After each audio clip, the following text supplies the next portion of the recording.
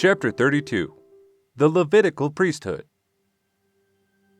God will allow you to enter completely into His tabernacle service only after you have spent 7 days and nights in your duties at the door. Moses told Aaron and his sons, "Do exactly as you have been told, or you may have to pay with your lives." Leviticus chapter 8 verses 1 through 4 and verses 31 through 36. A week later, the elders were told to bring offerings for the first services in use of the altar. All the people were also told to be present. After the first carcasses were placed on the altar, Moses, Aaron, and his sons went out to stand before the people while Moses informed the crowd that God was pleased with their offerings. A fire from Israel's God. Suddenly, a hissing bolt of fire shot out of the tabernacle, arched upwards enough to be seen from all outside the curtain fence, and struck the altar. The offering there was quickly consumed by an energy more like lightning than ordinary flames. This close display of God's power so startled the people that they fell forward in awe. Leviticus chapter 9 verses 22 through 24. "This is God's holy fire," Moses told Aaron. "Your sons should never allow it to die." Leviticus chapter 6 verse 13. Twice a day, live coals should be taken from the altar and carried in a censer to the holy place to be sprinkled with incense at the golden altar. Exodus chapter 30 verses 1 through 9. From then on, the tabernacle was in constant use. Early each morning, Aaron's sons came to carry out their preparational duties. Then animals were slaughtered, dressed, and offered for all Israel. This was done again in the afternoon, so that an offering was always on the altar. Leviticus chapter 6 verse 9 and verses 12 and 13. The unblemished animals used for burnt offerings typified the Messiah who would later come to die for the sins of the people instead of the people having to die for their sins. Why animal sacrifices? Aaron and his sons had to carry out their duties properly.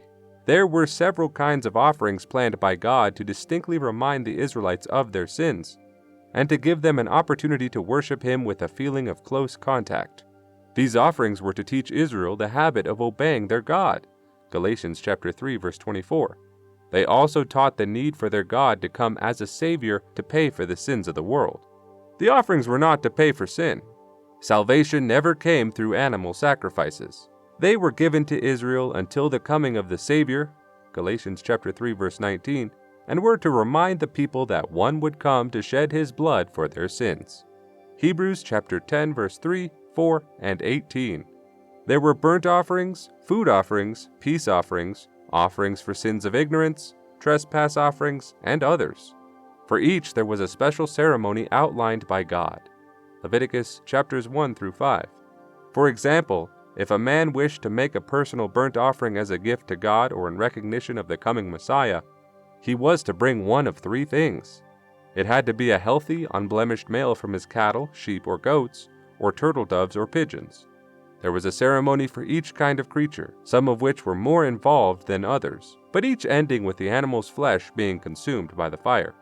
Most of the people didn't realize their sacrifices pointed to a time when the being in the cloud would come in human form and would be sacrificed for the sins of all the world's inhabitants.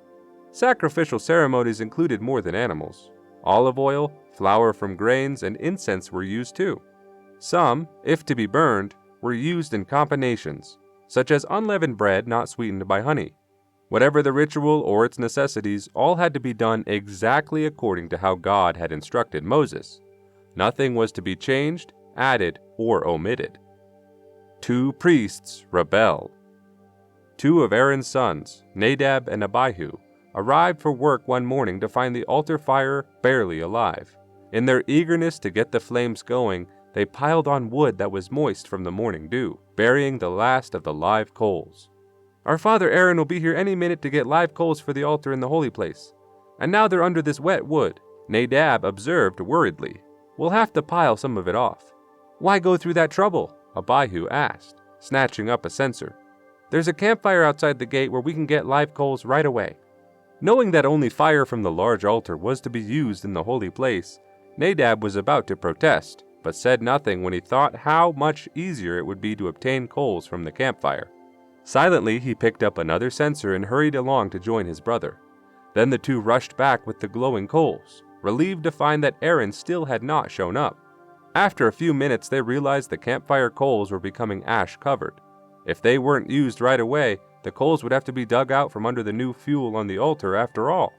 Unwisely, they decided to make the delivery of live coals to the holy place themselves. It was something only Aaron was allowed to do. After leaving the fire in the holy place, a strong uneasiness seized them. They made a frantic rush for the door, but it was too late.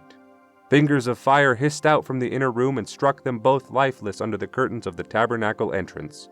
Leviticus chapter 10, verse 1 and 2. A little later, when Aaron arrived, he was concerned to find nobody in sight, although fire was now beginning to burn vigorously on the altar. Across the court in the doorway of the tabernacle, he then saw his sons lying motionless. He hurried to reach down to them. "Don't touch them!" A lesson in obedience. Aaron glanced up to see Moses approaching and motioning him away from the dead men. "They died because they disobeyed God by bringing strange fire before him and trying to take over duties that were yours," Moses explained. "God did warn them, and he means his warnings." Aaron stood in silent misery, gazing at the flame-blackened bodies. Finally, he turned away, realizing that disobedience had to bring punishment. In spite of the shock of his nephew's deaths, Moses lost no time in arranging for their burials, and for replacements by Eleazar and Ithamar, Aaron's 2 other sons. "Don't mourn because of Nadab and Abihu," Moses warned Aaron and his 2 other sons. "If you do, it would show that you feel God has dealt unjustly with them." Leviticus chapter 10, verses 6 and 7. The people were sobered when they heard Nadab and Abihu had died by the direct hand of God. Even a funeral wasn't to interfere with tabernacle ceremonies, and Aaron had to carry on with his duties, and Eleazar and Ithamar had to start with their own. Their period of service began with a new ruling that priests on duty would have to abstain from wine and strong drink, the excessive use of which could dull one's best judgment.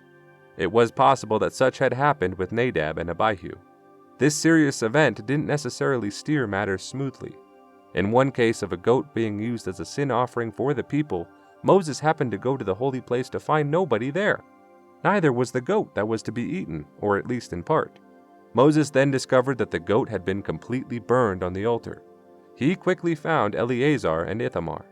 "Why was the offering left to burn?" he angrily asked. "Why wasn't it eaten in the holy place, as holy meat to bear the sins of the people?"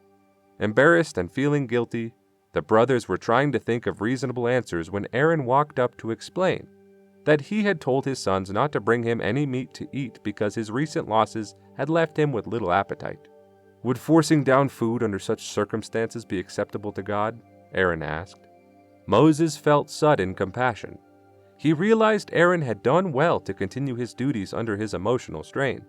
He knew that God pardons human errors not willfully committed, and he put a comforting hand on Aaron's shoulder and said nothing more about the matter. Inasmuch as God gave no indication of displeasure, Aaron obviously was forgiven for breaking a ceremonial rule.